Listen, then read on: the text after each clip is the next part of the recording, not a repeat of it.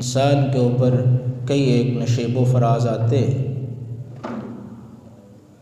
کبھی انسان کو اس دنیا میں خوشی ملتی ہے تو کبھی انسان پریشان ہو جاتا ہے۔ کبھی انسان کو اللہ رب العالمین کی طرف سے کوئی نعمت ملتی ہے تو بعض دفعہ انسان بیماری کا شکار ہو جاتا ہے۔ خوشیاں بھی کئی طرح کی ہوتی ہے، بعض خوشیاں انسان کو ملتی ہیں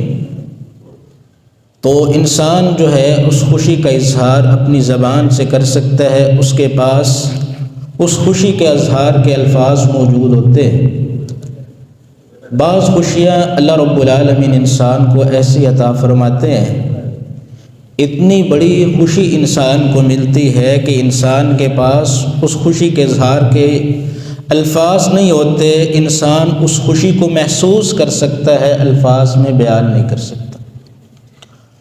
اور بعض دفعہ ایسے بھی ہوتا ہے کہ انسان ایسی پریشانی، دکھ، تکلیف کے اندر مبتلا ہو جاتا ہے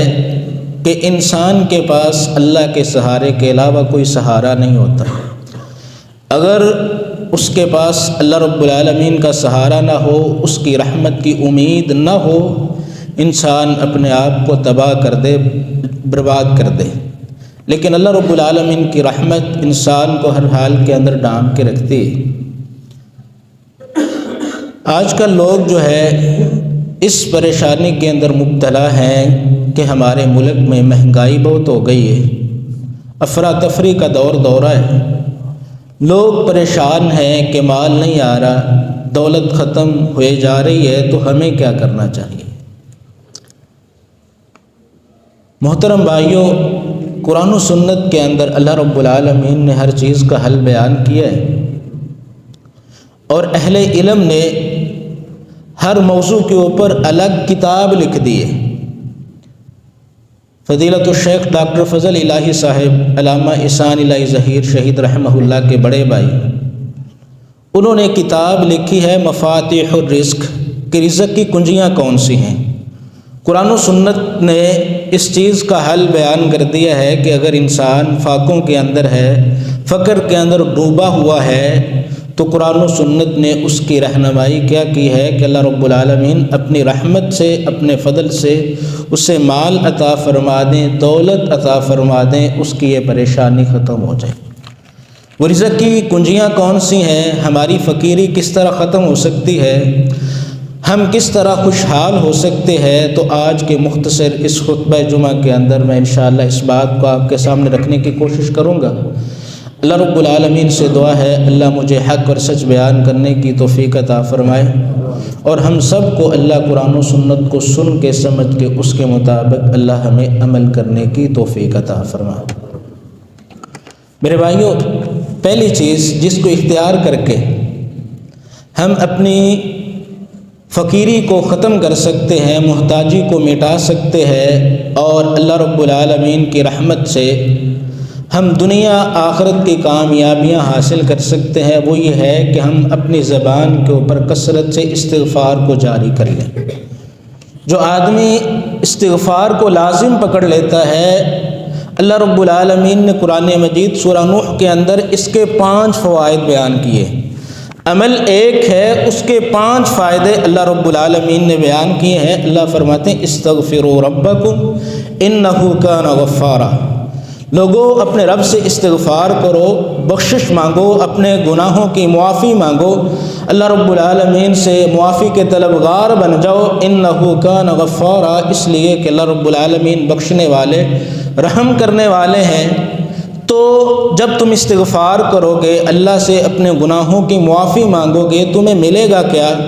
پہلا فائدہ اللہ فرماتے ہیں یرسل السماء علیکم مدرارا، اگر تمہارے اوپر قحط سالیاں ہیں، بارش نہیں ہو رہی، تمہاری کھیتی اس کے اندر برکت نہیں ہو رہی، اللہ رب العالمین آسمان سے تمہارے لیے جو ہے وہ بارش نازل کریں گے، پانی نازل کریں گے، اور تمہاری قحط سالیاں ختم ہو جائیں گی۔ وَيُمْدِدْكُمْ بِأَمْوَالٍ، دوسرا فائدہ اللہ رب العالمین نے بیان کیا ہے کہ اللہ رب العالمین مال سے تمہاری مدد فرمائیں گے، تمہیں مال عطا کریں گے، تمہاری جو یہ معاشی پریشانیاں ہیں اللہ رب العالمین استغفار کی وجہ سے ختم کر دیں گے. وبنین، اور تیسرا فائدہ، ایک انسان اس کی شادی کو 2 4 5 10 سال ہو چکے ہیں، اللہ نے اولاد نہیں دی، اور انسان کی کوشش یہ ہوتی ہے کہ اللہ رب العالمین پہلی اولاد بیٹا عطا فرمائے. اللہ رب العالمین نے استغفار کا تیسرا فائدہ بیان کیا، وَيُمْدِدْكُمْ بِأَمْوَالٍ، جب تم استغفار کرو گے اللہ رب العالمین بیٹوں سے تمہاری مدد کریں گے. صرف بیٹا نہیں کہا، جمع کا صیغہ استعمال کیا، اللہ بیٹے دیں گے. وَيَجْعَلْ لَكُمْ جَنَّاتٍ، اور چوتھا فائدہ یہ بیان کیا، اللہ رب العالمین جنتوں کے وارث بنا دیں گے. اور پانچواں فائدہ کیا بیان کیا کہ وَيَجْعَلْ لَكُمْ أَنْهَارًا، اللہ رب العالمین جنت کی نہروں کے تمہیں وارث بنا دیں گے. کام ایک ہے، اللہ رب العالمین نے اس کے 5 فوائد بیان کیے ہیں. ان فوائد میں ایک فائدہ یہ ہے کہ ہماری جو معاشی پریشانیاں ہیں، یہ مالی پریشانیاں ہیں، ہماری فقر اور فقیری کی جو پریشانیاں ہمیں لاحق ہیں، استغفار کی وجہ سے اللہ رب العالمین وہ دور کر دیں گے. اور سنن ابی داود کی روایت ہے، نبی علیہ الصلوۃ والسلام کے ارشاد گرامی ہے، آپ علیہ الصلوۃ والسلام نے ارشاد فرمایا، من لازم الاستغفار، جو آدمی استغفار کو لازم کر لیتا ہے. اب حدیث کے الفاظ کے اوپر غور کیجئے، یہ نہیں فرمایا کہ اللہ کے رسول نے فرمایا جو آدمی کبھی کبھار استغفار پڑھتا ہے، کبھی کبھار استغفار کرتا ہے، بلکہ فرمایا من لازم الاستغفار، جو استغفار کو اپنے اوپر لازم کر لیتا ہے. جس طرح ہم نے اپنے اوپر لازم کیا ہے کہ دن کے اندر ہم نے 2 یا 3 ٹائم کھانا کھانا ہے، ہم نے ڈیوٹی پہ جانا ہے، ہم نے فلاں کام جو ہے فلاں وقت پہ کرنا ہے، اپنے اوپر لازم کیے ہوتے ہیں بعض کام. تو نبی علیہ الصلوۃ والسلام نے ارشاد فرمایا من لازم الاستغفار، جو آدمی استغفار کو اپنے اوپر لازم کر لے گا تو اس کا فائدہ کیا ہوگا، جعل اللہ من کل ضیق مخرجا، جتنی پریشانیاں ہیں استغفار کی وجہ سے اللہ تمام پریشانیاں دور کر دیں گے. ومن کل ہم فرجا، جتنے غم ہیں استغفار کی وجہ سے اللہ رب العالمین غموں سے نجات عطا فرما دیں گے. اور تیسری بات نبی علیہ الصلوۃ والسلام نے ارشاد فرمائی کہ ورزقہ من حیث لا یحتسب، اللہ رب العالمین پھر وہاں سے آدمی کو رزق عطا کرتے ہیں جہاں سے انسان کو وہم و گمان میں بھی نہیں ہوتا. یعنی استغفار کی وجہ سے اللہ رب العالمین رزق عطا فرماتے ہیں، اور وہاں سے انسان نے کبھی سوچا بھی نہیں ہوتا، گمان میں بھی نہیں کیا ہوتا، اللہ رب العالمین وہاں سے رزق عطا فرماتے ہیں، مال عطا فرماتے ہیں اس بندے کو جو اپنے اوپر استغفار کو لازم کر لیتا ہے. دوسری چیز، جو آدمی یہ چاہتا ہے کہ اس کی معاشی پریشانیاں دور ہو جائیں، اس کے مالی حالات ٹھیک ہو جائیں، وہ اپنے مال کو اللہ رب العالمین کی راہ کے اندر خرچ کرنا شروع کر دے، وہ اللہ رب العالمین کے ساتھ تجارت کر لے. اور یاد رکھیے اللہ رب العالمین کے ساتھ جو آدمی تجارت کرتا ہے تو اللہ رب العالمین کے ساتھ تجارت کے اندر وہ آدمی کبھی گھاٹا نہیں کھائے گا. اللہ رب العالمین نے فرمایا یا ایھا الذین آمنوا هل ادلکم علی تجارۃ تنجیکم من عذاب الیم، اے ایمان والو تمہاری ایسی تجارت کے اوپر رہنمائی نہ کرو جو تجارت تمہیں فائدہ کیا دے، تنجیکم من عذاب الیم، تمہیں اللہ کے عذاب سے نجات دلا کے تمہیں جنت کے اندر لے جائے. اللہ رب العالمین نے اس کے متعلق انفاق فی سبیل اللہ کے متعلق بیان فرمایا کہ وما انفقتم من شیء فهو یخلفہ وهو خیر الرازقین، جو بھی چیز تم اللہ رب العالمین کی راہ کے اندر خرچ کرو گے، لازمی نہیں ہے کہ تم مال خرچ کرو، دولت خرچ کرو. یہاں پہ الفاظ کے اوپر غور کیجئے، اللہ فرماتے وما انفقتم من شیء، یہاں من تبعیض کے لیے ہے اور شیء ناکرہ ہے. کیا مطلب ہے کہ چھوٹی سے چھوٹی چیز جو بھی تمہارے پاس موجود ہے وہ تم اللہ کی راہ کے اندر خرچ کر دو، فَهُوَ يُخْلِفُ، اللہ رب العالمین اس چیز کا تمہیں بہترین بدلہ عطا فرمائیں گے. اور پھر فرمایا وَهُوَ خَيْرُ الرَّازِقِينَ، اللہ رب العالمین بہترین رزق عطا کرنے والے ہیں. اور چھوٹی سے چھوٹی چیز انسان اللہ رب العالمین کی راہ کے اندر خرچ کرتا ہے، اس کی نیت اچھی ہوتی ہے. نبی علیہ الصلوۃ والسلام کا ارشاد گرامی ہے اتقوا النار ولو بشق تمرہ، پوری کھجور نہیں، آپ علیہ الصلوۃ والسلام نے فرمایا کھجور کا ایک ٹکڑا 4 حصے کرو، کھجور کا اس چوتھائی والا حصہ اللہ رب العالمین کی راہ کے اندر خرچ کر دو. تمہاری نیت کو دیکھتے ہوئے تمہارا اللہ کو یہ عمل اتنا پسند آتا ہے کہ اس چھوٹے سے عمل کی وجہ سے اللہ تمہیں جہنم کی آگ سے آزاد کر دیتے. اور اللہ تعالیٰ نے قرآن مجید کے اندر اس بات کو بیان فرمایا ہے کہ من ذا الذی یقرض اللہ قرضا حسنا فیضاعفہ لہ اضعافا کثیرا، جو آدمی اللہ رب العالمین کی راہ کے اندر اپنے مال کو خرچ کرتا ہے، اللہ کو قرض حسنہ دیتا ہے۔ اللہ کو قرض حسنہ دینے سے مراد کیا ہے کہ اپنے مال کو اللہ کی راہ کے اندر خرچ کرتا ہے، فَيُضَاعِفَهُ لَهُ أَضْعَافًا كَثِيرًا، اللہ رب العالمین بدلے کے اندر اس کو دگنا تگنا کر کے واپس کر دیتے ہیں،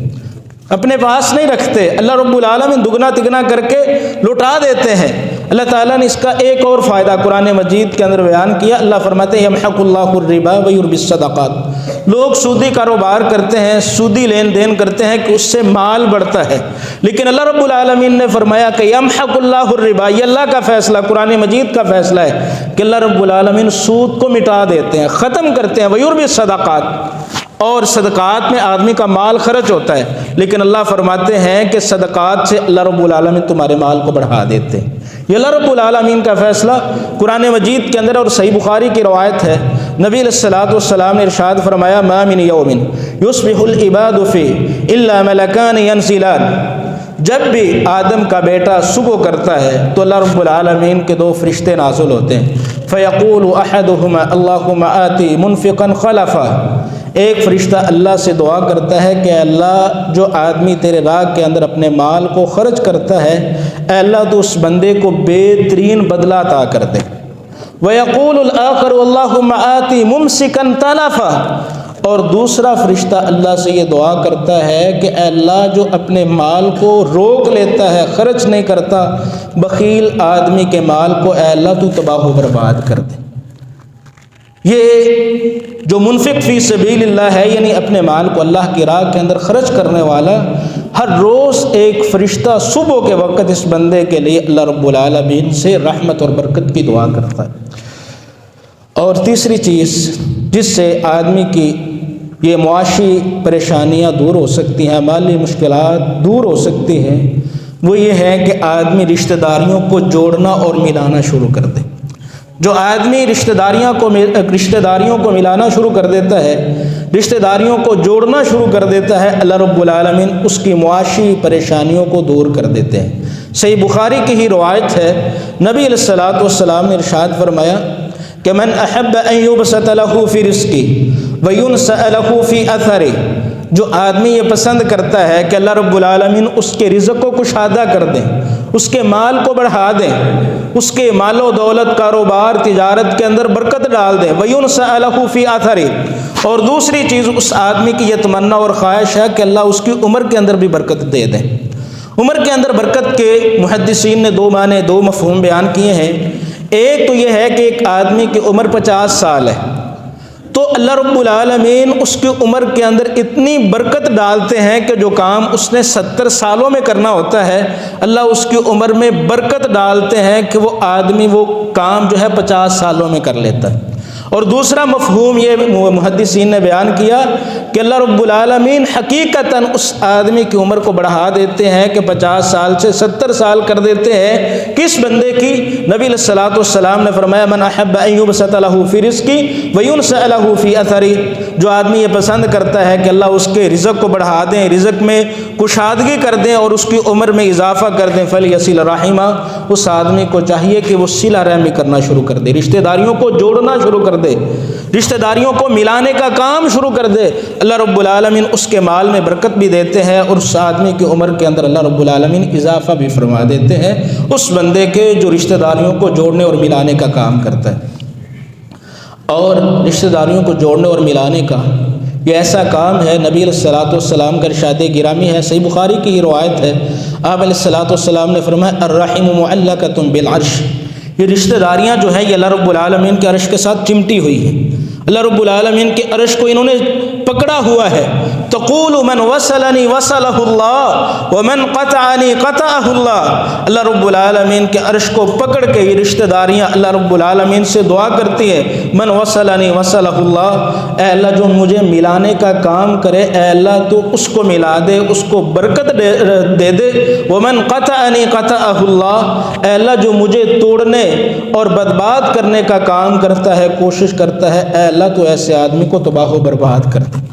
یہ اللہ کے عرش کے ساتھ چمٹ کے یہ رشتہ داریاں اللہ رب العالمین سے دعا کر رہے ہیں۔ تو جو آدمی یہ چاہتا ہے کہ اللہ رب العالمین اس کے رزق میں کشادگی کر دیں، اس کی مالی اور معاشی پریشانیوں کو دور کر دیں، تو نبی علیہ الصلوۃ والسلام نے ارشاد فرمایا کہ اس آدمی کو چاہیے فلیصل رحمہ، وہ رشتہ داریوں کو جوڑنے اور ملانے کا کام شروع کر دے۔ چوتھی چیز یہ ہے کہ جو آدمی یہ چاہتا ہے کہ اللہ رب العالمین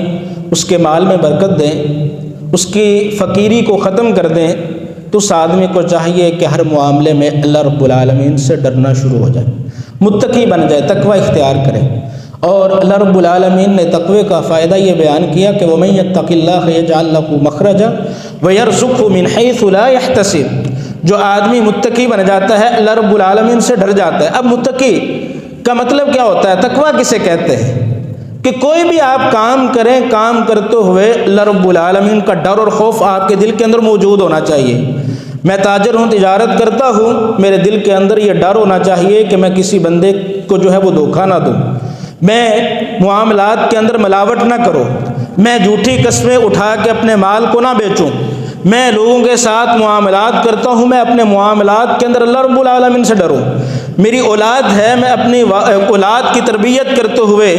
ان کے ساتھ معاملات میں اللہ رب العالمین سے ڈروں۔ میرے گھر والے ہیں، بہن بھائی ہیں، ان کے ساتھ معاملات کرتے ہوئے میں اللہ رب العالمین سے ڈروں۔ جو آدمی متقی بن جاتا ہے، ایک متقی آدمی نماز پڑھنے آتا ہے، وہ نماز پڑھتے ہوئے اللہ رب العالمین سے ڈرے، اپنے نمازی بھائیوں کے ساتھ معاملات کرتے ہوئے اللہ رب العالمین سے ڈرے کہ کہیں میرا کوئی عمل، میرے کچھ کلمات، میرے کچھ الفاظ، میرے افعال، میرے کردار، میرے اخلاق سے میرے بھائی کو کوئی پریشانی تو نہیں ہوتی۔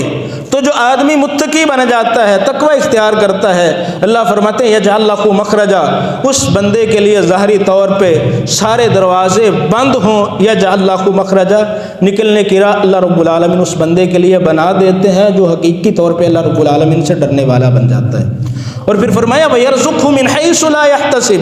قرآن مجید کی آیت ہے، جو آدمی حقیقی طور پہ اللہ رب العالمین سے ڈرنے والا بن جاتا ہے، اللہ رب العالمین پھر اس بندے کو وہاں سے رزق عطا کرتے ہیں جہاں سے انسان کے وہم و گمان میں بھی نہیں ہوتا۔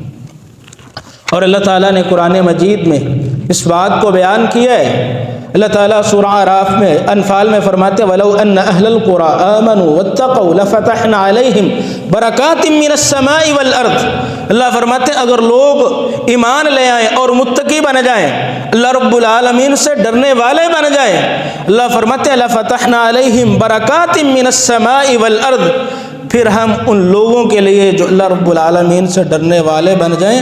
آسمان و زمین کے خزانوں کی اور برکات ہم ان لوگوں کے اوپر نازل کرنا شروع کرتے ہیں۔ کن کے لیے؟ جو لوگ اللہ رب العالمین سے ڈرنے والے ہیں، اللہ رب العالمین کے سامنے جو ہے اپنے معاملات کرتے ہوئے اس کے خوف سے ڈر جاتے ہیں اور اللہ رب العالمین کی جنت کا طمع رکھتے ہیں، اللہ رب العالمین ایسے لوگوں کے لیے آسمان و زمین کے برکتوں کے خزانوں کو کھول دیتے ہیں۔ پانچویں چیز یہ ہے کہ اگر ہم چاہتے ہیں کہ ہم معاشی طور پہ ٹھیک ہو جائیں، ہماری مالی پریشانیاں دور ہو جائیں، تو پھر جو اللہ رب العالمین نے قسمت کے اندر لکھ دیا ہے نا، اللہ رب العالمین کی تقسیم کے اوپر ہم راضی ہو جائیں۔ جب تک ہم اللہ رب العالمین کی تقسیم کے اوپر راضی نہیں ہوں گے، ہمارے پاس جتنا مرضی مال و دولت آ جائے، ہم حقیقی طور پہ خوشحال نہیں ہو سکتے۔ سیدنا ابو ہریرہ رضی اللہ عنہ وہ فرماتے ہیں مجھے اللہ کے رسول صلی اللہ علیہ وسلم نے فرمایا کون ہے وہ بندہ جو مجھ سے یہ کلمات سیکھ لے، پھر ان کے اوپر عمل کرے، پھر یہ کلمات ان لوگوں کو سکھا دے جو لوگ یہ ان کلمات کو سن کے ان کے اوپر عمل کریں۔ رسول اللہ صلی اللہ علیہ وسلم نے 5 باتیں بتائیں، 5 چیزیں سکھائیں۔ ان چیزوں میں ایک چیز سیدنا ابو ہریرہ رضی اللہ عنہ کو جو رسول اللہ صلی اللہ علیہ وسلم نے سکھائی وہ یہ تھی وَرْضَ بِمَا قَسَمَ اللَّهُ لَكَ تَكُنْ أَغْنَى النَّاسِ۔ دیکھیے کتنے خوبصورت الفاظ ہیں۔ آپ علیہ الصلوۃ والسلام نے فرمایا وَرْضَ بِمَا قَسَمَ اللَّهُ لَكَ، جو اللہ نے تیری قسمت کے اندر لکھ دیا نا اس کے اوپر راضی ہو جا، اللہ کی تقسیم کے اوپر راضی ہو جا۔ اور یاد رکھیے جو لقمہ میرا ہے اللہ کی قسم وہ سارے لوگ مل جائیں، جو اللہ نے میرے مقدر کے اندر لکھا ہے وہ دوسرے کے منہ کے اندر نہیں جا سکتے۔ تو ہم اتنی دیر تک خوشحال نہیں ہو سکتے جب تک ہم اللہ رب العالمین کی تقسیم کے اوپر راضی نہیں ہو جاتے۔ نبی علیہ الصلوۃ والسلام نے ارشاد فرمایا وَرْضَ بِمَا قَسَمَ اللَّهُ لَكَ، جو اللہ نے قسمت کے اندر لکھ دیا ہے اس پہ راضی ہو جاؤ۔ جب راضی ہو جاؤ گے تو ملے گا کیا؟ نبی علیہ الصلوۃ والسلام نے فرمایا تکن اغنى الناس، اسم تفضیل کا صیغہ ہے۔ کسی لفظ کے اندر معنی کی زیادتی پیدا کرنی ہو تو اس کے لیے دو صیغے استعمال ہوتے ہیں، ایک مبالغے کا صیغہ ہوتا ہے اور دوسرا اسم تفضیل کا صیغہ ہوتا ہے۔ لیکن اسم مبالغہ اور اسم تفضیل میں فرق یہ ہوتا ہے کہ اسم مبالغے کے اندر محض زیادتی ہوتی ہے، لیکن جو اسم تفضیل کا صیغہ ہوتا ہے اس میں زیادتی کے ساتھ ساتھ دوسرے کے ساتھ مقابلہ بھی ہوتا ہے۔ تو یہاں پہ رسول اللہ صلی اللہ علیہ وسلم نے اسم تفضیل کا صیغہ استعمال کیا کہ وَرْضَ بِمَا قَسَمَ اللَّهُ لَكَ، جب اللہ رب العالمین کی تقسیم کے اوپر راضی ہو جاؤ گے تکن اغنى الناس، اس دنیا کے اندر جتنے لوگ ہیں ان تمام لوگوں کے مقابلہ میں اللہ رب العالمین تجھے سب سے بڑا غنی بنا دے۔ یہ نبی علیہ الصلوۃ والسلام کے ارشاد گرامی۔ اور ایک اور بات نبی علیہ الصلوۃ والسلام نے بیان فرمائی، صحیح بخاری کی روایت، آپ علیہ الصلوۃ والسلام نے فرمایا انظروا الی من هو اسفل منکم ولا تنظروا الی من هو فوقکم فهو اجدر الا تزدروا نعمت اللہ علیکم۔ نبی علیہ الصلوۃ والسلام نے فرمایا کہ اگر اللہ رب العالمین کی نعمتوں کی قدر کرنا چاہتے ہو، اللہ رب العالمین کی نعمتوں کا شکر بجا لانا چاہتے ہو، انظروا الی من هو اسفل منکم، ہمیشہ اپنے سے نیچے والے بندے کی طرف دیکھو، ولا تنظروا الی من هو فوقکم، اپنے سے اوپر والے بندے کی طرف نہ دیکھو۔ اگر اللہ رب العالمین نے مال و دولت نہیں دی، دیکھو اللہ رب العالمین نے ہاتھ تو دیے ہیں، چلنے کے لیے پاؤں تو دیے ہیں، ایسے لوگ بھی موجود ہیں اللہ رب العالمین نے آنکھوں کی بینائی چھین لی ہے، اللہ رب العالمین نے ٹانگوں سے محروم کر دیا ہے، اللہ رب العالمین نے سماعت سے محروم کر دیا، ان سے تو اللہ رب العالمین نے ہمیں بہتر بنایا ہے۔ تو نبی علیہ الصلوۃ والسلام نے فرمایا انظروا الی من هو اسفل منکم، ہم اللہ رب العالمین کی تقسیم کے اوپر راضی کب ہو سکتے ہیں؟ جب ہم اپنے سے نیچے والے بندے کی طرف دیکھیں۔ تو نبی علیہ الصلوۃ والسلام نے فرمایا انظروا الی من هو اسفل منکم، ہمیشہ اپنے سے نیچے والے بندے کی طرف دیکھو، ولا تنظروا الی من هو فوقکم، اپنے سے اوپر والے بندے کی طرف نہ دیکھو، فهو اجدر الا تزدروا نعمت اللہ علیکم۔ جب تم اس قاعدے اور کلیے کے اوپر عمل کر لو گے تو یاد رکھو اس وقت تم اللہ رب العالمین کی نعمتوں کی قدر کرنا شروع کر دو۔ میرے بھائیوں، چھٹی چیز یہ ہے، اگر ہم مالی اور معاشی پریشانیوں سے نجات حاصل کرنا چاہتے ہیں تو ہم اللہ رب العالمین کے اوپر اس طرح اعتماد اور توکل کر لیں جس طرح اللہ رب العالمین کے اوپر اعتماد اور توکل کرنے کا حق ہے۔ اللہ تعالیٰ قرآن مجید میں ارشاد فرماتے ہیں وَمَن يَتَوَكَّلْ عَلَى اللَّهِ فَهُوَ حَسْبُهُ، جو آدمی اللہ رب العالمین کے اوپر اعتماد کر لیتا ہے، توکل کر لیتا ہے۔ توکل کا مطلب یہ ہوتا ہے کسی کو سہارا بنانا، کسی چیز کے اوپر ٹیک لگانا، تو ہمارا سہارا، ہماری ٹیک وہ اللہ رب العالمین کی ذات ہے۔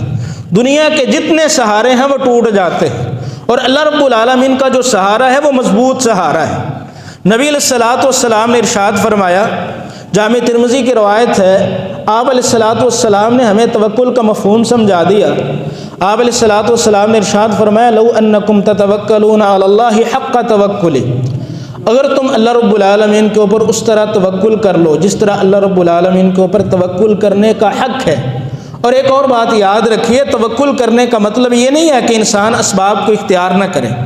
اسباب کو اختیار کرنے کا حکم اللہ رب العالمین نے دیا ہے، پھر توکل کرنے کا حکم دیا۔ اللہ تعالیٰ قرآن مجید میں ارشاد فرماتے ہیں نبی علیہ الصلوۃ والسلام کو فَإِذَا عَزَمْتَ فَتَوَكَّلْ عَلَى اللَّهِ، اللہ کے رسول، اے ہمارے محبوب پیغمبر، جب آپ کسی چیز کا پختہ عزم کر لیں، ارادہ کر لیں،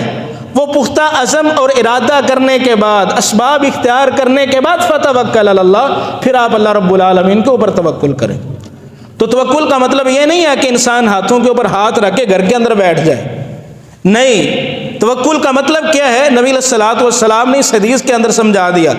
آپ نے فرمایا لوگو، اگر تم اللہ رب العالمین کے اوپر اس طرح توکل کر لو جس طرح اللہ کے اوپر توکل کرنے کا حق ہے، لَرَزَقَكُمْ كَمَا يَرْزُقُ الطَّيْرُ تَغْدُو خِمَاسًا وَتَرُوحُ بِطَانًا، اللہ رب العالمین پھر تمہیں اس طرح رزق دے جس طرح اللہ رب العالمین پرندوں کو رزق دیتے ہیں۔ اللہ کے رسول نے فرمایا تغدو خماسا وتروح بطانا، جب پرندے صبح کے وقت اپنے گھونسلوں سے نکلتے ہیں خالی پیٹ ہوتے ہیں، وَتَرُوحُ بِطَانًا، جب شام کو رات کو واپس آتے ہیں تو ان کے پیٹ بھرے ہوئے ہوتے ہیں۔ اب دیکھیے پرندوں کا توکل کیا ہے کہ وہ گھونسلوں کے اندر بیٹھ جاتے ہیں؟ نہیں، وہ بھی صبح کے وقت نکلتے ہیں، اسباب اختیار کرتے ہیں اپنا پیٹ پالنے کے لیے بھی، اور اپنے ان بچوں کا جو گھونسلوں کے اندر موجود ہوتے ہیں، رات کے وقت محنت کر کے کوشش کر کے اپنے پیٹ کو بھر کے اپنے بچوں کے لیے بھی واپس لے کے آتے ہیں، وہ اسباب بھی اختیار کرتے ہیں اور اللہ رب العالمین کے اوپر توکل بھی کرتے ہیں۔ ان کا یہ توکل اللہ رب العالمین کے اوپر ہے، جس رب نے آج کھلایا ہے وہ رب کل بھی کھلائے گا۔ تو اگر ہمارا اللہ رب العالمین کے اوپر اعتماد اور توکل اس طرح کا ہو جائے تو ہماری معاشی اور مالی پریشانیاں دور ہو جائیں گی۔ اور ساتویں چیز، نبی علیہ الصلوۃ والسلام نے ارشاد فرمایا کہ اگر تم چاہتے ہو اللہ تمہاری فقیری کو مٹا دیں، تمہارے گناہوں کو معاف کر دیں۔ مسند احمد کی روایت ہے، شیخ البانی رحمہ اللہ نے حدیث کو صحیح قرار دیا ہے۔ آپ علیہ الصلوۃ والسلام نے ارشاد فرمایا تابعوا بین الحج والعمرہ فإنهما ينفيان الفقر والذنوب كما ينفي القير خبث الحديد۔ آپ علیہ الصلوۃ والسلام نے فرمایا لوگوں پے در پے مسلسل کثرت سے حج اور عمرے کرنا، یہ نبی علیہ الصلوۃ والسلام کا ارشاد گرامی ہے۔ مال خرچ ہوتا ہے لیکن نبی علیہ الصلوۃ والسلام نے حج اور عمرے کا فائدہ کیا بیان کیا؟ فإنهما ينفيان الفقر والذنوب، تثنیہ کا صیغہ، یہ حج اور عمرہ دونوں، ينفيان الفقر والذنوب، آپ نے فرمایا یہ حج اور عمرہ آدمی کی فقیری اور گناہوں کو اس طرح ختم کر دیتے ہیں، مٹا دیتے ہیں، كما ينفي القير خبث الحديد، جس طرح وہ لوہار کی بھٹی لوہے کی میل کچیل کو ختم کر دیتی۔ یہ نبی علیہ الصلوۃ والسلام کا ارشاد گرامی ہے۔ آٹھویں چیز یہ ہے کہ اگر ہم اپنی مالی مشکلات سے نکلنا چاہتے ہیں،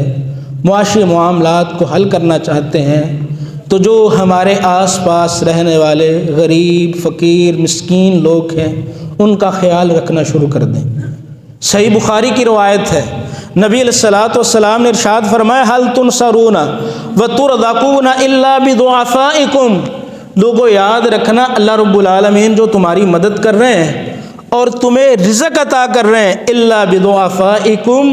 یہ اس وجہ سے ہے کہ تم اپنے سے کمزور لوگوں کا خیال اور لحاظ رکھتے ہو۔ اگر ہم ان کا خیال رکھنا چھوڑ دیں،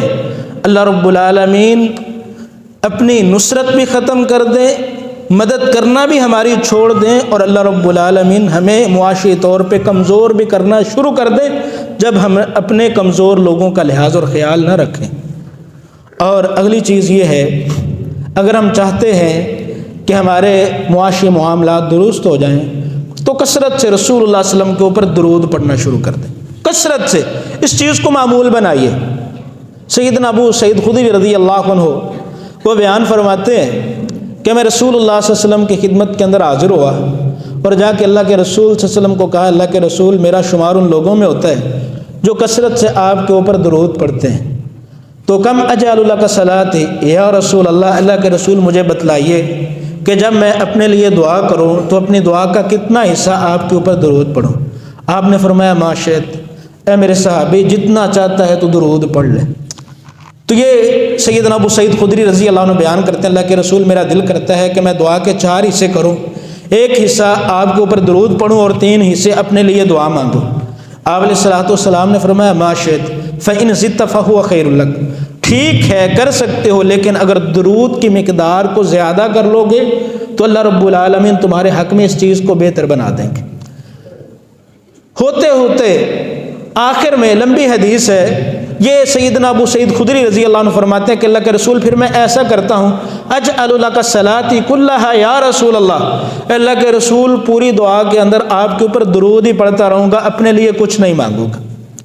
اب نبی علیہ الصلوۃ والسلام کی نبوت والی زبان سے نکلنے ہوئے کلمات سنیے۔ آپ علیہ الصلوۃ والسلام نے فرمایا میرے صحابی پوری دعا میں میرے اوپر درود ہی پڑھتا رہے گا؟ کہ اللہ کے رسول ایسے کروں گا۔ آپ نے فرمایا یاد رکھنا پھر اذن تکفی لک ہمک ویغفر لک ذنبک، جتنے غم ہیں پریشانیاں ہیں جتنی تکلیفیں اور تنگیاں ہیں اللہ رب العالمین درود پڑھنے کی وجہ سے ساری دور کر دیں گے۔ اور ایک اور فائدہ کیا ہوگا، وَيُغْفَرُ لَكَ ذَنبُكَ، جتنے گناہ ہیں درود کی برکت سے اللہ تمام گناہوں کو بھی معاف کر دیں گے۔ نبی علیہ الصلوۃ والسلام کا ارشاد گرامی، آخری بات کر کے اپنی بات مکمل کروں گا، اور دو چیزیں انشاءاللہ دوسرے خطبے کے اندر بیان کر دوں گا۔ وہ یہ ہے کہ اگر ہم چاہتے ہیں کہ اللہ رب العالمین ہمارے مال کے اندر برکت ڈال دیں، ہمارے مالی اور معاشی معاملات درست ہو جائیں، تو پھر ہمیں صبح جلدی رزق کی تلاش میں نکلنا چاہیے۔ یہ میری بات نہیں ہے، مسند احمد کی روایت ہے۔ سیدنا صخر الغامدی رضی اللہ عنہ بیان فرماتے ہیں کہ نبی علیہ الصلوۃ والسلام نے اللہ رب العالمین سے دعا کی، اللہم بارک لامتی فی بکورها، اے اللہ میری امت میں، میری امت کی جو صبح ہے اس کے اندر برکت ڈال دے۔ نبی علیہ الصلوۃ والسلام نے جو صبح ہے، صبح کے وقت میں اللہ رب العالمین سے برکت کی دعا کی ہے، لیکن ہم وہ جو صبح کا وقت ہے، برکت والا وقت ہے، وہ سو کے گزار دیتے۔ اگر ہم صبح جلدی اٹھیں، نماز پڑھیں، اللہ رب العالمین سے دعا کریں اور جلدی کام پہ نکل جائیں، تو اس وقت میں برکت کی رسول اللہ صلی اللہ علیہ وسلم نے دعا کی ہے۔ اللہ رب العالمین سے دعا ہے کہ اللہ رب العالمین میری اور آپ کی، اس ملک کی جو معاشی پریشانیاں ہیں، مالی معاملات ہیں، ان کو اللہ رب العالمین اپنی رحمت سے دور فرما دے۔ اللہ رب العالمین ہم سب کو قرآن و سنت کو سمجھنے کی، سمجھ کے اس کے مطابق اللہ ہم سب کو عمل کرنے کی توفیق عطا فرمائے۔ وما علیہ الا البلاغ۔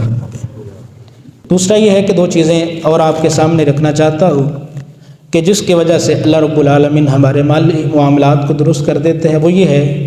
کہ تجارت کے اندر ہمیشہ آدمی سچ بولے، اور اگر کوئی عیب چیز کے اندر ہے تو اس کو بیان کر دے۔ صحیح بخاری کی روایت ہے، نبی علیہ الصلوۃ والسلام نے فرمایا، البیعان بالخیار ما لم یتفرقا، بائع اور مشتری، چیز کو بیچنے اور خریدنے والا، انہیں مجلس جب تک برخاست نہیں ہوتی، اس تجارت کا جو معاملہ ہے اس کو برخاست کرنے کا یا جاری رکھنے کا اختیار ہوتا ہے۔ اگر مجلس برخاست ہو جاتی ہے تو پھر اختیار ختم ہو جاتا ہے، پھر وہ بے فسق نہیں ہو سکتی۔ پھر نبی علیہ الصلوۃ والسلام نے فرمایا فَإِن صَدَقَا وَبَيَّنَا، اگر دونوں بائع اور مشتری، چیز کو بیچنے والا اور خریدنے والا، دونوں سچ بولتے ہیں، وَبَيَّنَا، اور چیز کے عیب کو بیان کر دیتے ہیں، بُورِكَ لَهُمَا فِي بَيْعِهِمَا، اللہ رب العالمین دونوں کی تجارت کے اندر برکت نازل کرتے ہیں۔ وَإِن كَتَمَا وَكَذَبَا، اور اگر دونوں ہی عیب کو چھپا لیتے ہیں، وَكَذَبَا، اور جھوٹ بولتے ہیں، جھوٹ بول کے سامان کو بیچ دیتے ہیں، نبی علیہ الصلوۃ والسلام نے فرمایا محقت برکت بیعہما، اللہ رب العالمین دونوں کی تجارت سے برکت کو ختم کر دیتے ہیں۔ اور ایک اور چیز یہ ہے کہ اللہ رب العالمین نے جو نعمتیں دی ہیں، اللہ رب العالمین کی نعمتوں کا شکر ادا کرنا شروع کر دیں تو اللہ رب العالمین ہمیں مزید نعمتیں عطا فرمائیں گے۔ اصل چیز یہ ہے کہ ہمیں اللہ رب العالمین کا شکر گزار ہونا چاہیے، اور اللہ تعالیٰ نے یہ فیصلہ قرآن مجید میں کیا ہے، وَإِذْ تَأَذَّنَ رَبُّكُمْ لَئِن شَكَرْتُمْ لَأَزِيدَنَّكُمْ، اللہ فرماتے ہیں کہ اگر تم اللہ رب العالمین کی دی ہوئی نعمتوں کا شکر ادا کرو گے، شکر بجا لاؤ گے، لَأَزِيدَنَّكُمْ، تو میں تمہیں ضرور مزید نعمتیں بھی عطا کروں گا، وَلَئِن كَفَرْتُمْ، اور اگر تم اللہ رب العالمین کی نعمتوں کے نہ شکرے ہو گئے تو یاد رکھو ان عذابی لشدید، پھر میرا عذاب بھی بڑا سخت ہے۔ پھر اس طرح کی مالی اور معاشی پریشانیاں تمہیں آتی رہیں گی جب تک تم اللہ رب العالمین کی نعمتوں کا شکر نہیں کرو گے۔ اللہ رب العالمین ہمیں ہر حال میں اپنا شکر بجا لانے کی توفیق عطا فرمائے۔